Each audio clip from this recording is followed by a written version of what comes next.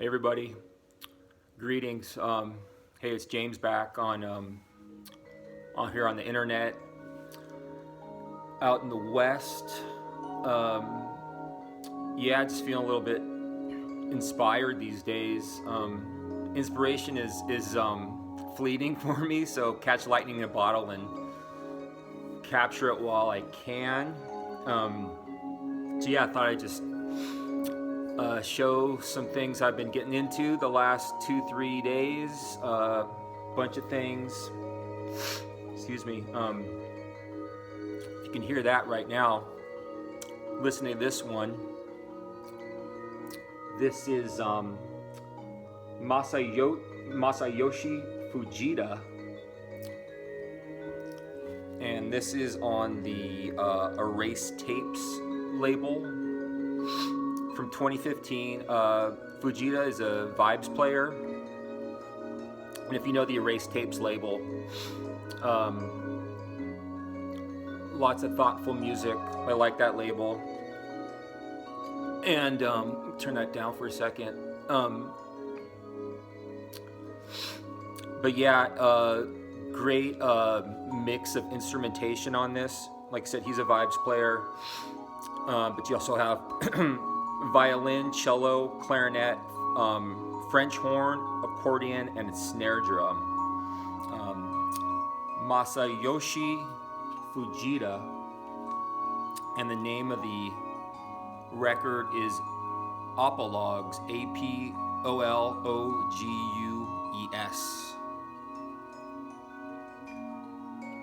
Nice one for early day. Let's see what else I got here. Yeah, just having fun with it. This is Russell Baba, and the name of the record is Haisashi. This is I have a feeling Chris Cole knows this record. If he doesn't, then Michael Valentini does. Between those guys, I think they know every record in the world. There's Russell right there. This is free improvisation. Russell Baba, he plays sax, bamboo flute, Tibetan drum, and soprano and alto sax. And you also have bass violin and a guitar player too, Gordon Watanabe. This is released from 1979 on Aruba Records out of San Francisco. Pure free improv on that one. Russell Baba. Nice one. Here's one I broke out yesterday. I hadn't listened to this in a long time. I kind of forgot what it was. This is a band called Noir, and the name of the record is We Had to Let You Have It. Apparently this was their only album, and I read something about it. I guess they said they didn't even really completely finish the record, and the group broke up. So I don't even know if this came out at the time. This is from 1971. They were a British soul rock band, and I would liken them to War, the band War, in the vocal style, the instrumentation. Maybe like a little bit more musically complex than War, but it has a War sound to it. Noir is the band, and this is on the Music on Vinyl label, but I don't think this had a actual release at the time in 1971. British band, 4-piece, Noir. Yeah. What else we got here? Well, here's another album that Chris Cole probably knows. This one here. This is the French musician Alain Marcusfeld. On the Egg label. 1977. fusion, prog-ish, but I maybe put it more on the fusion side of things. He's a guitar player too, Alan Marcusfeld, and he's a hell of a guitar player. Yeah, again, more on the fusion side of things.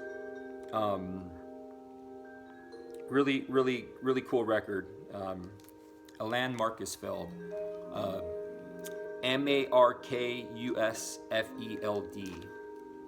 And the name of this record is The Desert Noir.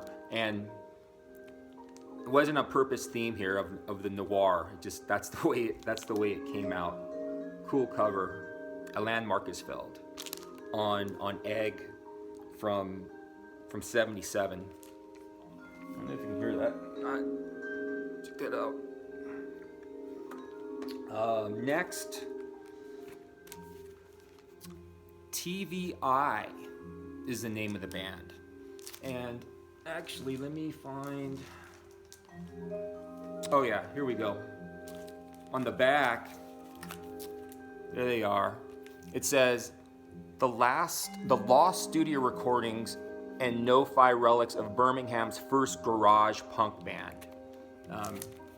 So I had seen this in the store. This is a long time ago. I kept seeing this, and at some point, I'm like, I gotta get it. TVI, the Stooges, like, what is this all about with that live action shot?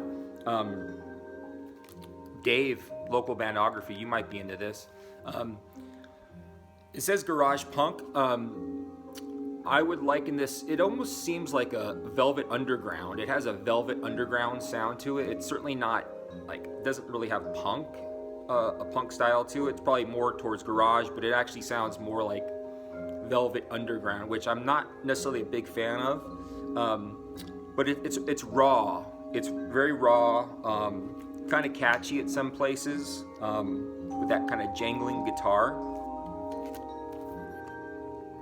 Yeah, TVI is the band, and this got released on the Easy Action label, who they've released a lot of, Detroit, unearthed a lot of Detroit rock, Sonic Rendezvous Band, and things of that ilk.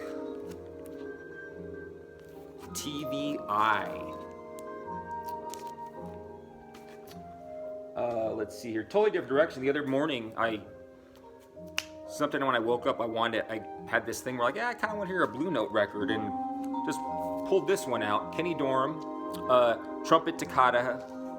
Never can say that. Trumpeta Toccata. Not much you need to say about this. With Kenny Dorham and Joe Henderson together, it's like chocolate and peanut butter, right? You also have Tommy Flanagan, Richard Davis, and Albert Heath. And again, I think this is probably like 63, 64. This is a DMM copy. Sometimes you need a little Blue Note in your life, right? Next one. Got this pretty recently. This is a great one. This is, the album's called Blue Cat, and you have the great Bobby Bradford, Ford Jerstad, Kent Carter, and John Stevens on the great No Business label. Improvised, like a lot of the, like most things on No Business, recorded live in London, 1991, and improvised free, but not totally out. There's some cohesion to it. No Business is a great label, and I've always wanted to get more No Business. June 1991, recorded in Albany, London. Yeah, and Blue Cat. Nice minimalist cover there. All right, next one we got is, Charlie Mariano, Reflections. The interesting thing is this is one of these records where they the art director for some reason chose a photo that completely is unrepresentative of the music, because that's Charlie Mariano probably in the 50s, but this was recorded in 77, and this is on the Catalyst label. Kind of a jazz fusion, slight jazz rock, but this is Charlie Mariano playing with a bunch of Finnish musicians. You have Eero Koivuisten on sax, the legendary Jukka Talonen on guitar, Olli Avalienti on piano, Pekka Sarmanto on bass. You have actually Sabu Martinez on percussion as well. There's Jukka, the man. That's Sabu, I think, right there. And that's Eero Koivuisten there. This is a really nice record. Jazz fusion, I would call it. Yeah, very cool. Old Charlie Mariano for a recording that probably happened 20-something years later. Yeah, so it's basically almost like a Finnish jazz album, you know. On the Catalyst label from 77. What else we got here? Another one. This is called Romanian Impressions by Guido Manusardi Quartet. Just the title itself caught my eye. I'm a sucker for a title and a good cover shot, and Romanian Impressions, like, what's that all about? 1974. This is, I would call this like advanced, maybe post-bop. Nothing out or spiritual about it. Just a nice session. Look at those cats there. 1974. Recorded in Stockholm. Romanian Impressions, Guido Manusardi Quartet. Sorry about that. Coordination's off. It's always off in one way or another. All right, let's see here. The next one, this is a very recent acquisition. The guitarist Amancio D'Silva, and the name of the album is Sapana. This was a later release for him, recorded in 1983 in London. You have Amancio on guitar, and you have it's a quartet with a sitar player, tabla, and then another Lynn Dobson on sax, flute, piano, and vocals. If you know Amancio's work, it has that Eastern Indian vibe to it. Strikingly beautiful guitarist. Even though this came out in '83, you know, I could be biased, you know, because for the way I look at it, you know, most of the '80s in music wasn't that great. However, you wouldn't think this came out in '83 by listening to it. It feels like more mid-'70s. Beautiful, beautiful compositions, just 4 songs. And like, for example, there's a song called Song for Francesca. Any song titled Song for fill in the blank is always good. There's something about that, right? Song for such and such, always great. But yeah, this is a really beautiful record. Amancio D'Silva, and the name of the record is Sapana, Sapane. Highly recommended. I mean, they're all highly recommended. Well, actually, they're not, but this is very highly recommended. Pick it up. This is on the Round Table Records label, and this reissue of it came out in 2021. Yeah. Amancio D'Silva. All right, I know you're gonna laugh at this, but this is great. Scorps Live 1975. This is on this bootleg series. Vern, who put out a lot of live recordings of 70s, rock for the most part. This is the Scorps on the Flight of the Rainbow tour, live in Essen, and the early Scorpions, to me, in some circles or in the larger the larger public perception, didn't get the, I don't even want to say the respect they deserve, but are I don't know, in a selfish way, aren't seen in the right light. The early Scorpions, to me, were more experimental and than they're given credit for. And I don't even mean experiment, and this sounds like a contradiction, but they're they're experimental, but not in the traditional sense of experimental. Like if you think about their first record, Lonesome Crow, there was nothing like it at the time. I know people say it's psychedelic. It's not psychedelic. The compositions, just the whole vibe and style of that record. There's completely nothing like it. And then when that was with the young Michael Schenker, and then Ole comes in the band, Ole Roth, and those records, those Scorpions records up until 77. Yeah, I'm trying to describe something that doesn't make any sense, but look at these back shots. This is an incredible. The recording is sometimes there's these live records where, especially some of the bootleg things, where I would say the recording is just good enough. This is a little bit better than just good enough, so it's good. It's good, and the highlight of this is certainly Drifting Sun. Listening to this, if you listen to Ross playing on this and imagining what the crowd was like, they must be completely blown away, because his style is so dynamic and electrifying and explosive. There's that famous story of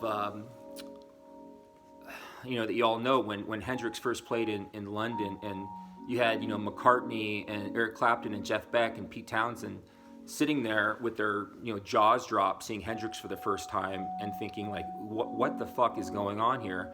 I feel like the crowd at this show, or early Scorp show, must have been thinking the same thing about Ole Roth. Is there really any better rock guitar player than Ole Roth? Scorpions Live 1975 in Germany. I got this on the Rockadrome website. If you're interested, it might be gone, but I would check that out from time to time, where you could potentially find this. Amazing record. Next one, and just a few more to go. I don't want to spend a lot of time. This is Mulatu with the Heliocentrics on the Strut label. So you have Mulatu playing with the Heliocentric, so it has that, deep funk style combined with Mulatu's musicianship. This is a double, and from 2009 is when this came out. So it's kind of that deep funk is maybe what you would call it, with that, Eastern melodicism of Mulatu. Let's see, next one. This is a French band, Pulsar, prog-ish. The name of the record is Halloween.